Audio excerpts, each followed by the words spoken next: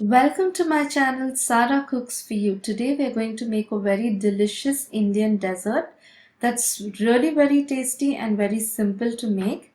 It's a milk dessert, so we are going to use about 2 liters of milk. You can use about 1.5 to 2 liters of milk. And we're going to start boiling this milk, and in the meantime I'll show you the other ingredients. This is rava or suji, which I've used about 8 tablespoons. This is condensed milk, about quarter cup. Almond flakes, about 3 tablespoons. Rose essence, 2 to 3 drops. Some saffron strands. Raisins or munakha, and sugar to taste. We are going to need only these simple ingredients which are generally available in the house. And I'm going to soak these raisins in water and the soji also till the milk boils. So the milk is already cooking, and make sure you keep stirring the milk continuously because this sweet is really very easy to make, but the only problem is there are chances of it getting burnt. So you have to keep stirring it continuously so that it doesn't get burnt at the bottom. I'm going to add the saffron strands. I've just crushed them with my hand. And also the raisins, we are going to add them to the milk. If your saffron strands don't break, then just heat them in a microwave for a few seconds or put it onto a hot plate so they get crispy and it's easy for you to crush them. The saffron strands give a really wonderful color and flavor to the phirni. And now I'm going to add this suji. Once your milk has boiled, start adding the soaked rava or suji to the milk. You can increase or decrease the quantity of the suji depending upon the thickness of the phirni you want. You can see the saffron has given a nice color to it.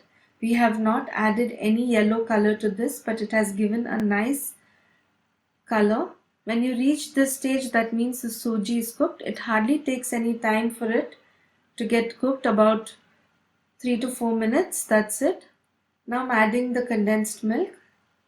You can add more or less of this depending on how thick you want your phirni to be. And if you're adding the condensed milk, please taste it before you add the sugar because that's already sweet. Okay, let's mix it nicely. Keep stirring it, and it has started boiling again.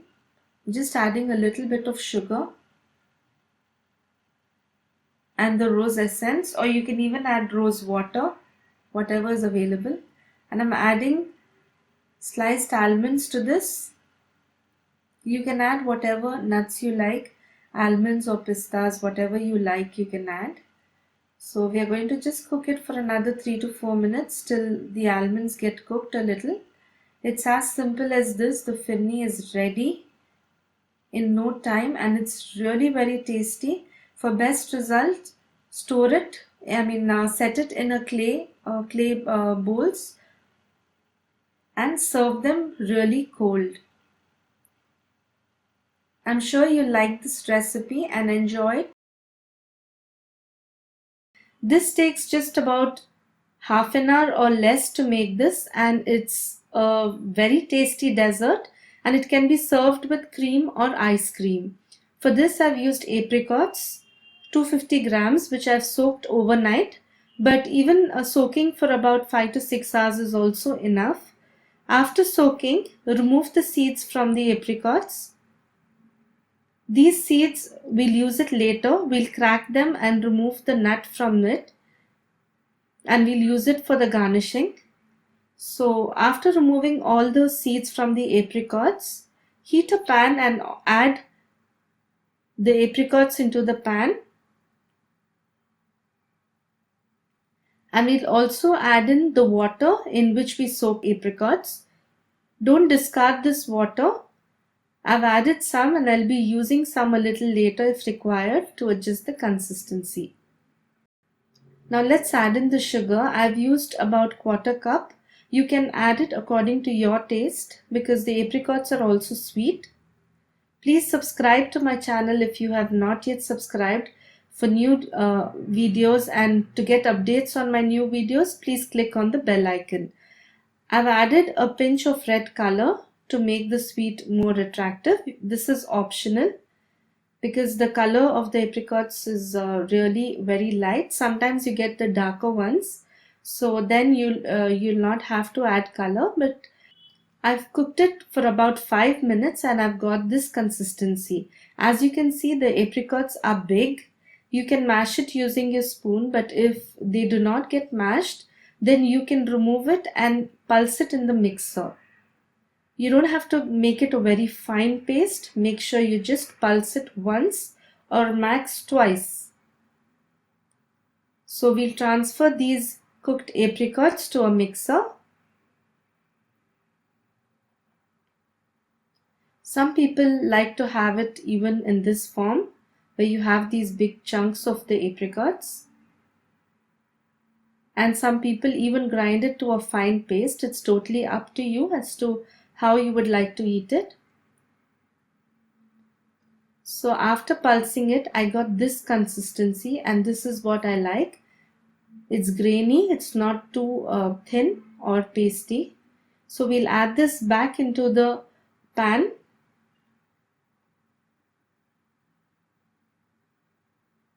I've pulsed it in 2 batches, so I'm going to add the next batch also and cook it together for another minute.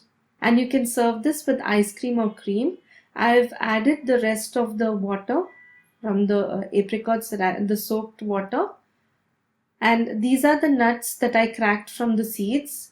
So I'm going to add some of this into the khubani now, and some for garnishing later. So this is done and ready. Let's turn off the stove now. I'm just adding the nuts, mix it. I've turned the stove off and it's ready to serve. I hope you enjoyed watching this recipe. Please do try it and let me know in the comment section if you liked it.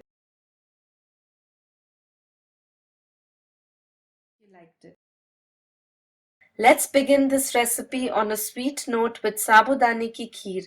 It's also called as segu ki kheer or kaddu ki kheer as well. For this, I've used about 2 liters of whole fat milk, and let's boil this. I'm going to start boiling this now, and the green lauki or the bottle gourd, I've removed the center seeds and I'm going to grate this and keep it aside. I've used about 1 kilo. This lauki I've grated like this using a food processor, or you can use a normal grater as well.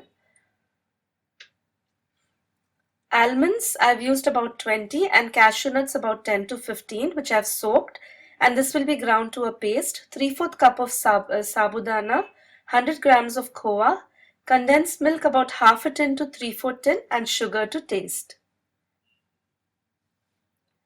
The milk is boiling, and in the meantime I'm going to prepare the lauki for this, or the bottle gourd.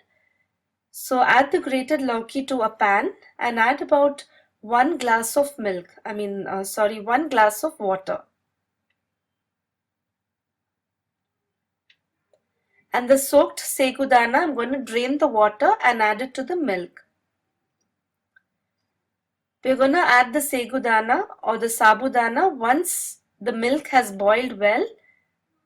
This hardly takes any time to cook, and in the meantime, let's check on the lauki. This is also done. The water has dried up. We are going to cook it only till the water dries. And this we are going to boil for about 10 to 15 minutes. The sagu is really very easy to cook. It gets cooked really fast. As you can see, they have turned transparent. And this is the khoa which I had kept aside. I've added some hot milk to it so that it doesn't form lumps. I'm just going to break all the lumps and add it to the milk.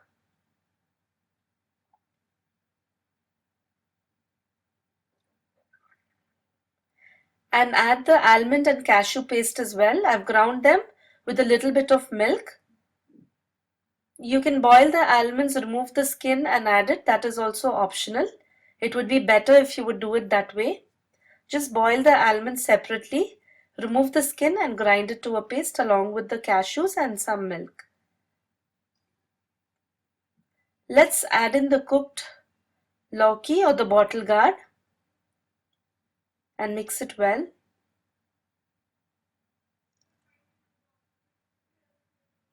And the condensed milk, I've used a little more than half a tin.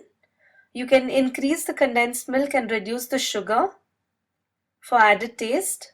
Just add a little bit of sugar because the condensed milk already has it.